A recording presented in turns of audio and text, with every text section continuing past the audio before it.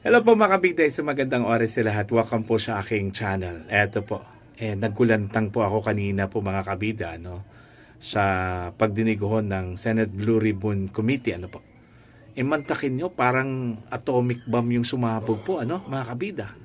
Dala ho ng surprise witness po, ni Senator Rodante Marcoleta. Okay? Isa hong dating miyembro ng Philippine Marines at dati hong security consultant po ni Congressman Zaldico mga kabida. Sa kanyang testimonya po idinawit niya ito pong si dating House Speaker Martin Romualdez po mga kabida, na di umano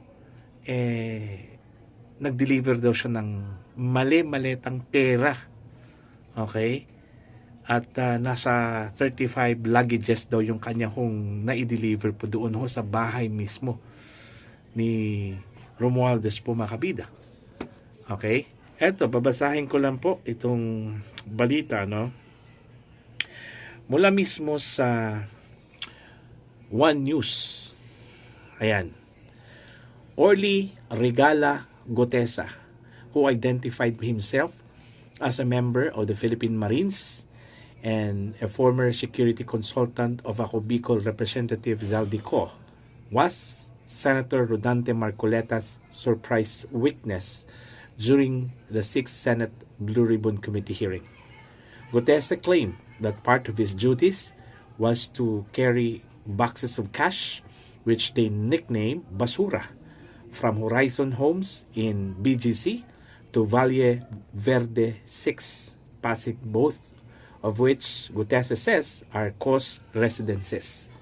He further alleged that at one point, 35 pieces of luggage were delivered to the residence of former House Speaker Martin Romualdez on McKinley Street in Taguig.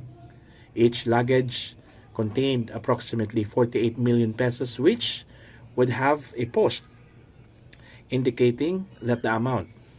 In the above instance, he says at least 11 luggages were left at the 56th floor unit in Horizon Homes.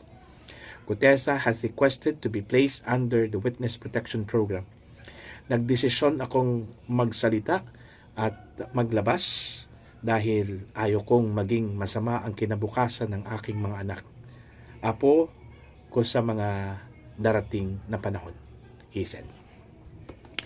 So yun po, napakatindi yung kanyang binitawan po na aligasyon po mga kabida. Ito po, pwede hong hindi na po kailangan ng resibo ho dito Pwede hong hindi po kailangan ng dokumento po dito po mga kabida, kasi may personal knowledge. Okay? May personal knowledge ito pong si Gutesa po mga kabida Siya mismo yung nag-deliver. Okay? Ito po pangalawang beses na po na nabanggit yung pangalan po ni Martin Romualdez po dito mga kabida sa Senate Blue Ribbon Committee hearing. Una po, kung inyong matandaan po mga kabida, mismo si Curly Discaya po ang nagbanggit po sa pangalan ni Romualdez po mga kabida na sinabi pong isa po sa mga nakakuha po ng 25% na kickback mula sa kanila pong mga proyekto na nakuha po nila mga kabida sa gobyerno parang hindi ho naniniwala ito pong mga senador ho dito mga kabida. Para bang ang tingin po nila hindi po credible ito pong si Discaya. Eto ngayon. Okay? Eto. Kahit na po paulit-ulit pong tinatanong ng mga senador kanina marami pong senador nagtanong po dito ho kay Gutesa mga kabida.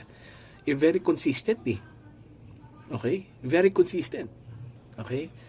Mantakin nyo kung isusuma total mo yung na-deliver po niyang mali-maletang pera po ang sabi po niya 48 million each at meron pong 35 luggages lahat ang naibigay po niya mga kabida. So magkano yun lahat? Okay? 48 million times 35.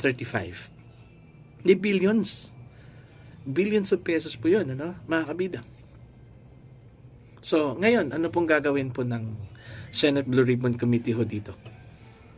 Siguro meron na pong ground, mga kabida, na i-freeze yung mga ari-arian at saka bank accounts po ni Romualdez. Kasi kung tutuusin po mga kabida, meron pong request na i-freeze yung mga bank accounts ni na Senator Villanueva, Jinggoy Estrada, yung mga official po ng DPWH, okay? Kung ikumpara doon ho sa binigay po kay Romualdez, kung totoo po yung sinabi po ni Gudesa po, mga kabida, napakalaki po.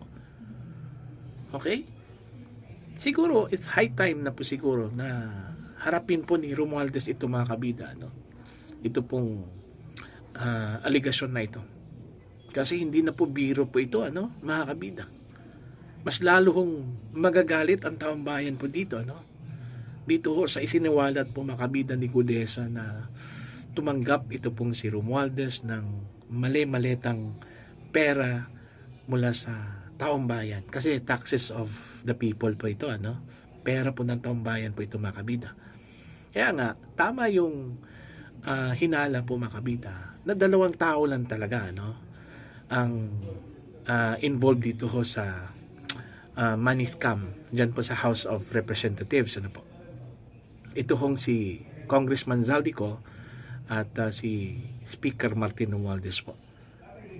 Okay? At tama yung sinabi po ni Vice President Sara Duterte mga kabida na dalawang tao lang po ang may pakana po sa budget po mga kabida sa buong Pilipinas. At ito pong dalawa. Okay? Ito, matindi talaga ito, itong aligasyon na ito. At kailangan pong harapin po ito, mga kabida, ni Romualdez at ni Congressman Zaldico. Siguro po, sa nangyari po ngayon, may development po, pwede na siguro itong maging basihan na ipatawag ito pong si dating Speaker Romualdez po mga kabida, ng Senate Blue Ribbon Committee. Although naintindihan po natin na meron pong interparliamentary courtesy, pero mas mabigat ito pong aligasyon na ito, okay? Mas importante ito kaysa parliamentary o interparliamentary courtesy, mga kabida. Okay? Pwede ho nilang imbitahin. Pero kung ayaw, hindi naman po pwedeng pilitin po, kasi ho sa interparliamentary courtesy po ng Senado at saka ng House of Representatives, po, mga kabida. Okay? I'm sure sa narinig ngayon ng mga Pilipino sa buong Pilipinas, mas lalo hong nag-alab yung kanila hong galit, laban ho dito sa mga involved ho sa korupsyon at yung pinakamatindi po, dito ho sa kanilang iniidolo ito pong si Romualdez. Kasi ang tingin po nila dito kay Romualdez, magaling na leader, tumutulong sa mga tao, mga kabida. Kasi yun yung projection niya during his stint as Speaker of the House, mga kabida. Kaya nga nabuo yung akap na ayuda, dami hong natuwa po doon. Dami hong masaya po doon, Pero yun pala, mga kabida, kung totoo yung mga aligasyon laban po sa kanya, parang ano lang po yun, front lang po yun, sa totoo lang, okay, meron palang ibang agenda, po, mga kabida, kung totoo yung mga aligasyon laban po sa kanya, po, mga kabida, Kaya nga, kailangan pong magsalita dito si Romualdez. Kailangan po niyang patunayan na kasinungalingan yung lahat pong aligasyon laban sa kanya, mga kabida, Pero dito ho sa isiniwalat po ni Gudesa po, mahirap po ito.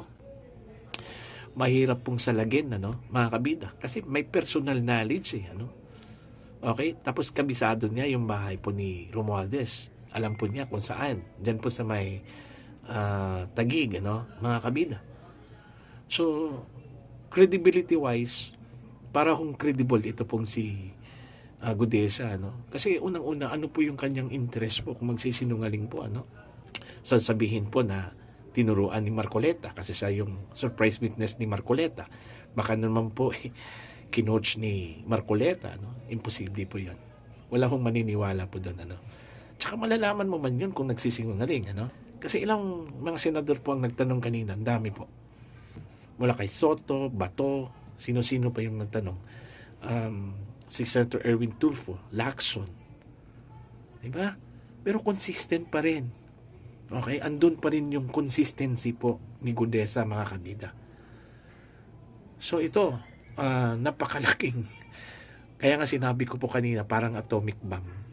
Kasi, yun nga nung una hindi po nila pinaniwalaan po itong si Diskaya. Kasi ang tingin po nila, hindi po credible. Ito ngayon, may nag-corroborate po, mga kabida, no? Okay? At ang nag-corroborate po dito, familiar po kay Speaker Romualdez kasi security consultant po ni Zaldico na dikit po kay Romualdez, mga kabida. Okay? So ito po, magandang development po ito at sana dito ho magkaroon po ng start yung investigasyon po ng ICI. Ito, challenge po ito ng ICI, kung talagang totoo yung kanila kung hangarin po dito, accountability po, mga kabida, dito ho sila mag-dwell, okay, sa isiniwalat po ni Gudesa, mga kabida, okay, para po sa inyo, ano po ang inyong opinion ho dito, please comment down. Sa mga hindi pa po subscribers sa aking channel, please subscribe, just click the subscribe button, click the notification bell, click all para updated po kayo, mga kabida, sa aking mga uploads. Maraming salamat po sa inyo lahat.